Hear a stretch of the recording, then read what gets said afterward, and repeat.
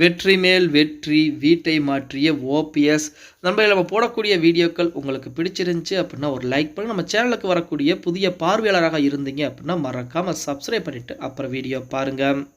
எடப்பாடி பழனிசாமிக்கு எதிராக இன்று வருமே போர்க்குடி தூக்கிக்கூடிய நபர்களில் முக்கியமான நபர் யார் அப்படின்னா ஓபிஎஸ் அவர்கள் தான். அதாவது ஒரு காலத்திலே அதிமுகவில் மிகப்பெரிய ஒரு ஆளுமை மிக்க தலைவராக இருந்தார். அது மட்டுமல்லாமல் தமிழகத்துடைய முன்னாள் முதலமைச்சர். அதிலும் கூடுதலாக பார்த்தீங்கன்னா அதிமுகவிலே ஏகப்பட்ட முக்கியமான பொறுப்புகள் வைத்தவர் நமது ஓபிஎஸ். அப்படிப்பட்ட ஓபிஎஸ் அவர்கள் தற்போது தனிமரமாக நின்று கொண்டிருக்கிறார். அதாவது கடந்த நாடாளுமன்ற தேர்தலுக்கு முன்பு வரைக்குமே அவருக்கு ஆதரவுகள் என்பது அதிகமாகவே இருந்தது அப்படின்னு. ஆனால் இப்ப ஆதரவுகள் என்பது நாளுக்கு நாள் குறைந்து கொண்டே போகிறது. என்ன காரணம் அப்படின்னு பார்த்தா அவர்கள் அனைவருமே தனி அணியை உருவாக்கியிருக்காங்க. அதாவது ஓபிஎஸ் பின்புலத்தில் இருக்கக்கூடிய நபர்கள் பூராமே புகழேந்தி ஆகட்டும், ஜேசிடி பிரபாகரன், கூபா கிருஷ்ணன் இந்த மாதிரி நபர்கள் பூரா பிரிந்து தனி அணியை உருவாக்கி அதுவுமே ஓபிஎஸ் உடைய பிளான் படி தான் நடந்து கொண்டிருக்கிறது அப்படின்னு சொல்லி ஒரு தகவலும் சமீபத்திலே வெளியாகி இருந்தது.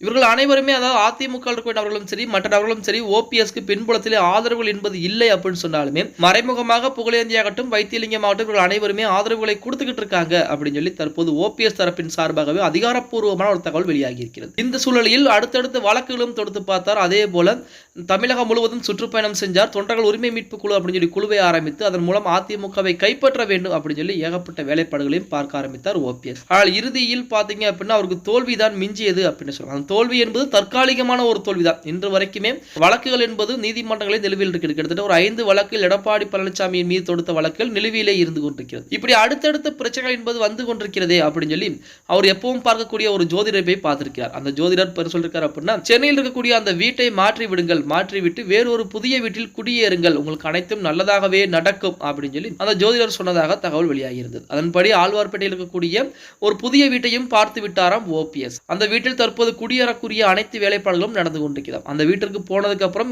ஓபிஎஸ் அவர்களுக்கு வெற்றி மேல் வெற்றி என்பது குவிய போகிறது அப்படின்னு சொல்லி தற்போது ஓபிஎஸ் தரப்பின் சார்பாக அதிரடியான தகவல் வெளியாகி கொண்டிருக்கிறது. இப்போ ஓபிஎஸ் அவர்களை பொறுத்த வரைக்கும் அதிமுக ஒன்றிணைய வேண்டும், ஒன்றிணைந்தால் மட்டும்தான் வெற்றி என்பது கிடைக்கும் அப்படின்னு சொல்லி ஓபிஎஸ் அவர்கள் சொல்லிக் கொண்டிருக்கிறார். அதற்கு காரணம் என்ன அப்படின்னா அதிமுக பல துண்டுகளாக பிரிந்து கிடக்கிறது.